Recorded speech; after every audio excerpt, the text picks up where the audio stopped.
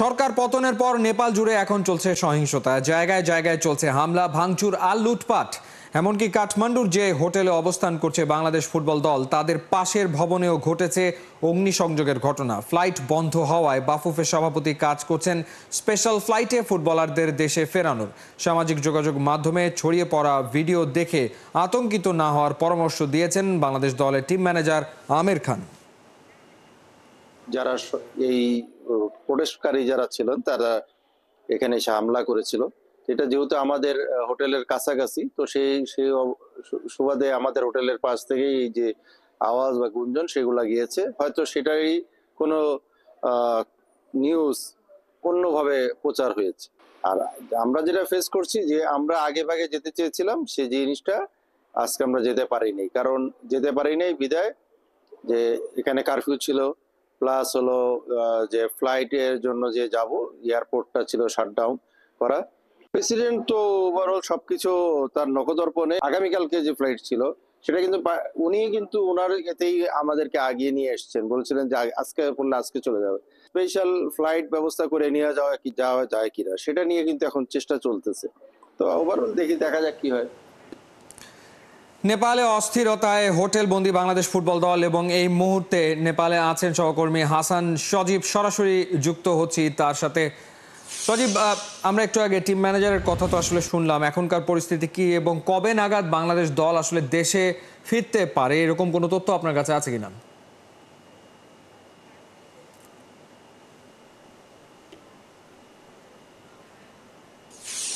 তাদের প্রত্যেকটা সেকেন্ড যেন ঘন্টায় পরিণত হচ্ছে। কারণ নেপালের মতো একটা জায়গায় এমন ধরনের ঘটনা ঘটে যাবে সেটা কিন্তু আমরা কেউ আঁচই করতে পারিনি। জাস্ট মাত্র আমি যদি বলি 2 দিনে নয়, এর মধ্যেই সরকার পতন হয়েছে এবং যেটার উত্তাপ ছড়িয়ে গেছে সবখানে।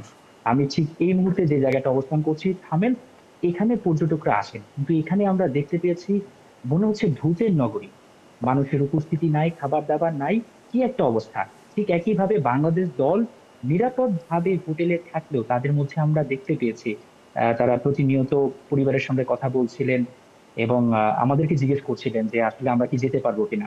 আপনাদের একটু জানিয়ে রাখছি, আগামীকাল সকাল 9টায় একটা বিশেষ ফ্লাইটে বাংলাদেশের কাঠমান্ডু থেকে ঢাকায় যাওয়ার কথা ছিল, কিন্তু এই মুহূর্তে নেপালে যে বিমানবন্দর রয়েছে ত্রিভুবন, সেখানে যারা ইমিগ্রেশনের কাজ করবেন বা বিমানের কর্তৃপক্ষ, তারা কিন্তু অনেকেই নেই। অনেকেই পালিয়ে গেছেন, অনেকে আশ্রয় নিয়েছেন ভিন্ন জায়গায় নিজের নিরাপত্তার কথা ভেবে। যার কারণে ফ্লাইট কর্তৃপক্ষ রেডি থাকলেও যে ইমিগ্রেশনের ব্যাপারটা সেটা না থাকায় কিন্তু বাংলাদেশ দল যেতে পারছে না। তবে টিম ম্যানেজমেন্টের সঙ্গে কথা বলে যতদূর আমরা জানতে পেরেছি, এখানে হাই কমিশনের সঙ্গে এবং কান্ট্রি ম্যানেজার তারা বলছেন যত দ্রুত পারা যায়, যেভাবে আসলে বাফুফে তৎপর রয়েছে, যেভাবে কাজ করছে, তাতে আমরা আশা করতে পারি কালকে সকালে না হলেও রাতের মধ্যে বাংলাদেশ দল, যাদের প্রায় 36 জনের সবকিছু মিলিয়ে স্টাফ সহ রয়েছে, তারা স্বাভাবিক যে চলে যেতে পারবেন। তবে দর্শকদের জানিয়ে রাখছি যে হোটেলটাতে বাংলাদেশ অবস্থান করছে সেখানে কিন্তু নেপাল দল অবস্থান করছে এবং সেই জায়গাটা বেশ নিরাপদ। যদিও ঠিক হোটেলের পাশে যেই সরকার ছিল তার একজন এমপি সংসদ সদস্য, তার বাড়িতে আগুন দেয়া হয়, যেটার ভিডিও আসলে সোশ্যাল মিডিয়ায় ছড়িয়ে পড়েছে, কিন্তু সেটা জাস্ট সাময়িক সময়ের জন্য। ওই সময়ের মধ্যে কিন্তু আগুন নিভিয়ে ফেলা হয় এবং এই মুহূর্তে হোটেলের যে অবস্থা বা যদি প্লেয়ারদের অবস্থা বলি শান্তিপূর্ণ। তবে নেপালে বিভিন্ন জায়গায় লুটপাট হচ্ছে, কোথাও আগুন ধরানো হচ্ছে এবং কোথাও আমরা দেখতে পাচ্ছি একটু পর পর স্লোগান দেওয়া হচ্ছে, যেগুলো শুনলে হয়তো বা প্লেয়াররা আতঙ্কিত হবে। বাংলাদেশ দল আজকে ঠিক বিমানবন্দরে যেতে চাইছিল একটা টহল নিয়ে।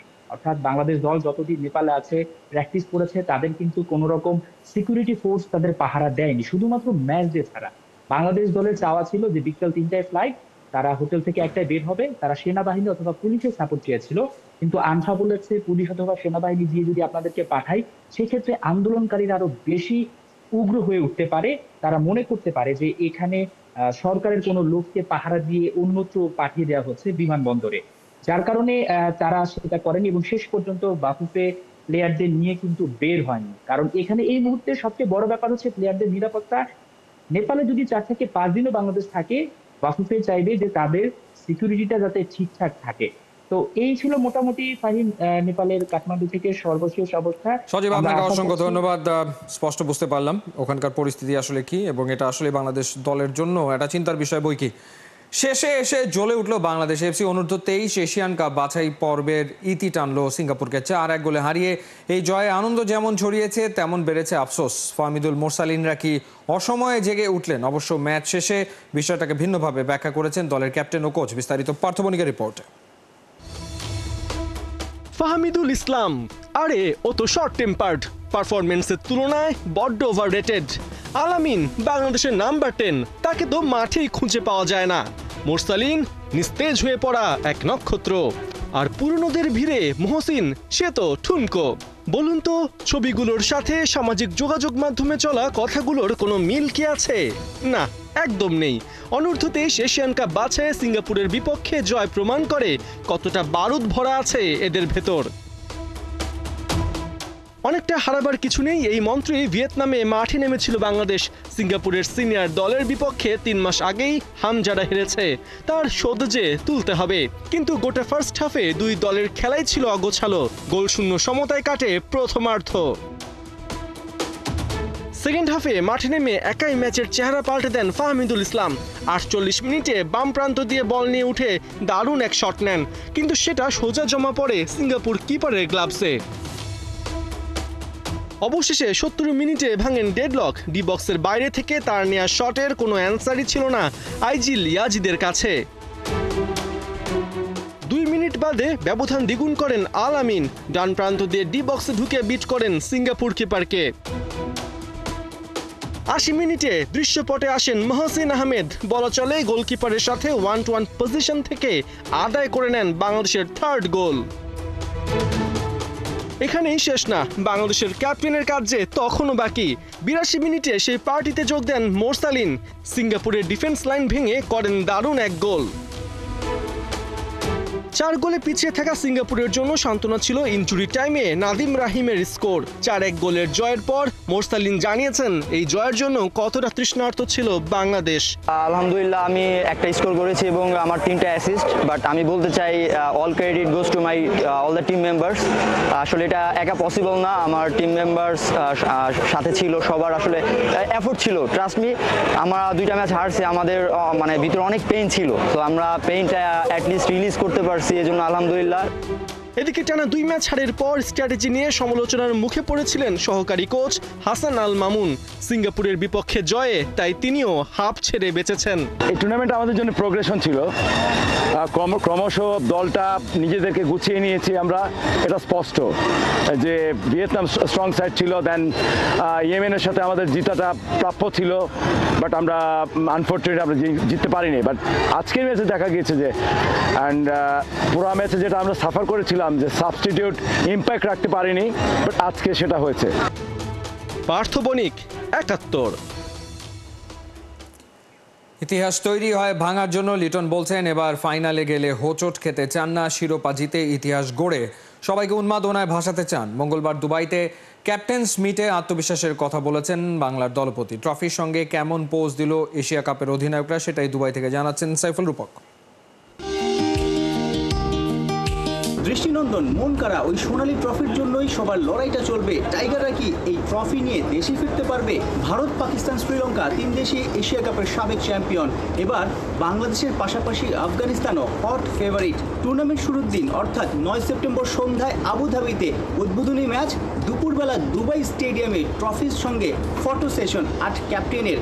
বাংলাদেশ ক্যাপ্টেন লিটন কুমার দাসকে অনেক কনফিডেন্ট দেখা গেছে, কারণ সাম্প্রতিক সময়ে বাংলাদেশ যেভাবে টি-20 ক্রিকেট খেলছে, যেভাবে একের পর এক দেশে বিদেশে সিরিজ জিতছে, এই এশিয়া কাপে হট ফেভারিট হয়েই কিন্তু বাংলাদেশ এসেছে।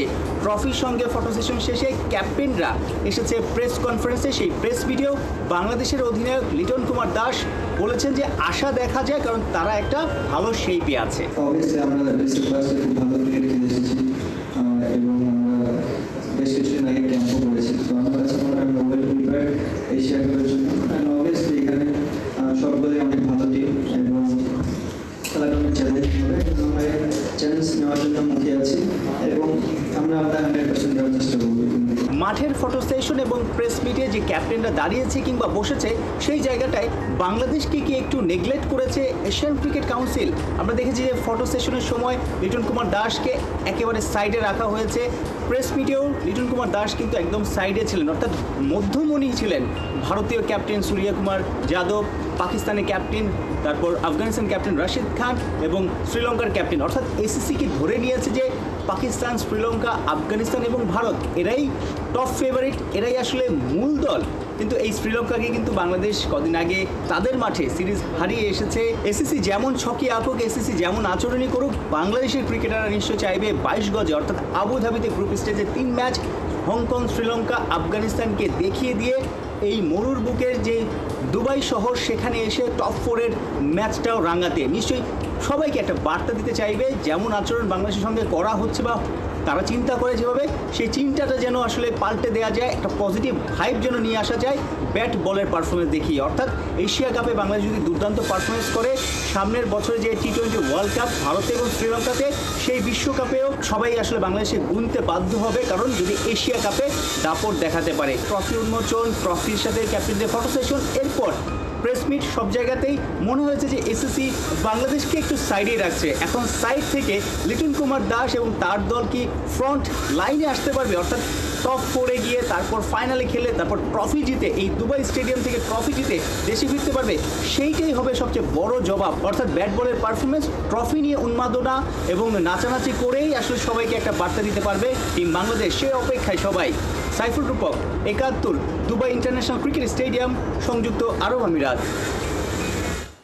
মুস্তাফিজকে আইডল মানা কুমিল্লার পেসার আবুধাবির নেটে চমক দেখালেন ইউনুস মিয়ার কাটার আর স্লোয়ারে কাবু। বাংলার ব্যাটাররা বলছেন নিকোলাস পুরান, কায়রন পোলার্ডরাই নাকি তার কাছে পায় না পাত্তা।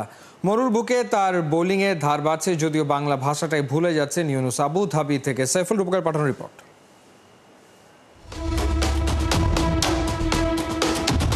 কখনো বোল্ড, কখনো ক্যাচ আউট, বাংলার পাওয়ার হিটার ফিনিশার জাকের নাজেহাল। তাওহিদ হৃদয়ও এই নেট বোলারের ভ্যারিয়েশনের সামনে ছিলেন আনকমফোর্টেবল। আবুধাবিতে টাইগারদের প্র্যাকটিস নেটে বাহাতি পেসার, নাম তার ইউনুস। একদম মুস্তাফিজের মতোই শরীরী ভাষা, ওর কাটার স্লোয়ার দেখে চোখ কপালে অনেকের। হঠাৎই জুতা ছিঁড়ে যাওয়ায় নেট ছাড়তে হয়েছে। অবাক করার বিষয়, ইউনুস প্রবাসী বাঙালি, কুমিল্লার ছেলেটাই আবুধাবিতে স্পটলাইটে। ভালো ভালো ব্যাটসম্যানদের আমি পরাস্ত করেছি, কারণ আমার বলে অনেক ভেরিফিকেশন। আমি एमनी तो मुस्ताफिजुर रहमान सर को ये फॉलो करे अनेक उनका जो काटर होता है ना, ये सब मैं फॉलो करता हूँ। इसके बाद मैं हिंदी से करता हूँ ना बात की इजी। জন্ম কোথায়? আমার জন্ম কুমিল্লায়। মুস্তাফিজের মতোই আপনি একের পর এক কাটার দিচ্ছেন, মুস্তাফিজ কি কোনো টিপস দিয়েছে বা সেই সুযোগ কি পেয়েছেন বা সুযোগটা নেবেন কিনা? অবশ্যই আজকে নেওয়ার চেষ্টা করব। এমনিতেও আমি ইউটিউবে অনেকবার দেখি ওনার ভিডিও, অনেকবার রিসার্চ করি, দেখে ও কীভাবে গ্রিপ করে, কীভাবে ওটাকে রিলিজ করে বলটাকে, আমি সব কিছু এভাবে ফলো করি। আর যখন এই যে ব্যাটারদের, ইন্টারন্যাশনাল ব্যাটারদের বোল্ড করলেন বা পরাস্ত করলেন, এইটা কতটুকু অনুভূতি দেয় এবং আপনার সামনের দিনগুলোতে কতটুকু কনফিডেন্স দিবে এটা? এটা আসলে আমি এখানে অনেক দিন যাবৎ নেট বোলিং করি, অনেক ন্যাশনাল প্লেয়ার, নিকোলাস পুরান, সব বড় বড় স্টাররা এখানে আসে, এদের সাথে এদেরকেও আমি এভাবে বল বিট করাই, যার কারণে আমার কনফিডেন্স হয়ে গেছে। যত বড় প্লেয়ার আসুক আমি এই জায়গায় বিট করা सकता हूँ। ঘন্টা চারেকের প্র্যাকটিস সেশনে যোগ দিলেই মেলে 200 দিরহাম সম্মানী। বাংলার টপ মিডল সব ব্যাটারের বিপক্ষেই বাংলা ভাষা। আসলে আমি যে জায়গায় থাকি, আমি এখানে শুধু উর্দু আর হিন্দি বলতে আমার বাংলাদেশিদের সাথে কথা একটু কম হয়, যার কারণে একটু সমস্যা হয় বাংলা। ইউনুসের ম্যাজিকে মুগ্ধ গোটা বাংলাদেশ দল। বাহাতি পেসারের স্বপ্ন সংযুক্ত আরব আমিরাতের হয়ে আন্তর্জাতিক ক্রিকেট খেলা। সাইফুল রূপক, 71, আবুধাবি, সংযুক্ত আরব আমিরাত। মেসিকে ছাড়া মাঠে নামছে আর্জেন্টিনা। দলের আস্থা কুটি রোমেরো খেলবেন না ইকুয়েডরের বিপক্ষে। একাধিক পরিবর্তন নিয়ে চমক দেখাবেন স্কালোনি। কনমেবল অঞ্চল থেকে বেশ আগেই আলবিসেলেস্তারা পেয়ে গেছে মূল আসরের টিকিট। সেই লড়াইয়ে নামার আগে নিজের শক্তি যাচাইয়ের সুযোগ পাচ্ছে ওয়ার্ল্ড চ্যাম্পিয়নরা। বাংলাদেশ সময় বুধবার ভোর 5টায় শুরু হবে ম্যাচ। বিস্তারিত আবু নাইমের রিপোর্টে। যখন আমি থাকবো না তখন কি করবি রে বোকা, গানের কথাগুলো অনেকটা রিলেট করা যায় আর্জেন্টিনার সাথেও। লিওনেল মেসিবিহীন এগিয়ে চলার সময়টা ঘনিয়ে এসেছে ওদের, এবার ইকুয়েডরের বিপক্ষেও সেটা অনুভব করতে পারছে আলবিসেলিস্তারা। গ্রহের সেরা ফুটবলারকে ছাড়া ওরা কতটা শক্তিশালী তার প্রমাণ বোধ হয় আরও একবার দিতে হবে। বিশ্বকাপ বাছাই পর্বে আর্জেন্টিনা খেলেছে 17 ম্যাচ, 12 জয় 3 হার নিয়ে সবার উপরে আছে মেসির দল। আর 17 ম্যাচে মাত্র 7 জয় ইকুয়েডরের। আলবিসেলিস্তারা পেন পেপারে এগিয়ে থাকলেও মেসিকে ছাড়া এই ম্যাচ ফেলতে পারে ওদের কঠিন পরীক্ষায়। একাদশে বেশ কিছু পরিবর্তন করতে পারেন লিওনেল স্কালোনি। বাছাই পর্বের শেষ ম্যাচ বলে কথা, নিজেদের সামর্থ্য নিয়ে আরও একবার নাড়াচাড়া করতে পারেন কোচ। তবে হেড টু হেড ম্যাচে জয়ে এগিয়ে আর্জেন্টিনা, পাত্তাই পায়নি ইকুয়েডর। 41 ম্যাচে 25 জয় মেসিদের। ইকুয়েডর হারাতে পেরেছে মোটে 5 বার। 11 ড্র থাকলেও এই ম্যাচে ফেভারিট আর্জেন্টিনা। তবে সেসব ছাপিয়ে সবচেয়ে আলোচিত প্রশ্ন হলো মেসির জায়গায় কে খেলবেন। টার্গেটটা আসলে রিপ্লেস করা না, তার জায়গায় আর্জেন্টিনা যেন কোনো ঘাটতি রেখে মাঠে না নামে, সেটাই বড় চ্যালেঞ্জ। তাই মেসির পজিশনে অভিজ্ঞ কাউকেই খুঁজবেন কোচ, আর তার হাতের কাছেই আছেন লাউতারো মার্তিনেজ। মেসির অবর্তমানে তিনিই সামলাতে পারেন অ্যাটাকিং মিড। মাস্তানতুয়ানোর জায়গায় নিকো পাজকে নিয়ে সাজানো হতে পারে স্কালোনের একাদশ। ক্রিশ্চিয়ান রোমেরোও থাকবেন না এই ম্যাচে। ভেনেজুয়েলার বিপক্ষে হলুদ কার্ড দেখায় তার জায়গায় লিওনার্দো বার্লিদি খেলতে পারেন। একাধিক পরিবর্তন নিয়ে আর্জেন্টিনা নামবে বিশ্বকাপ বাছাই পর্বের শেষ ম্যাচ খেলতে।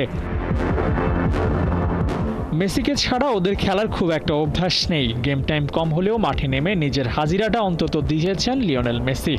ইকুয়েডরের বিপক্ষে সেই সুযোগ নেই, তাই পুরো দায়িত্ব কাঁধে নিতে হবে লাউতারো মার্তিনেজদের। দেখা যাক এই ম্যাচের জয়ের ধারা বজায় রাখতে পারে কিনা ডিফেন্ডিং চ্যাম্পিয়নরা। আবু নাইম, 71। এ ছিল এই মুহূর্তের খেলাযোগে। সরাসরি সংবাদ অনুষ্ঠান দেখতে চোখ রাখুন 71-এর ফেসবুক পেজ এবং সাবস্ক্রাইব করুন 71-এর ইউটিউব চ্যানেলে। 71-এর সাথেই থাকুন।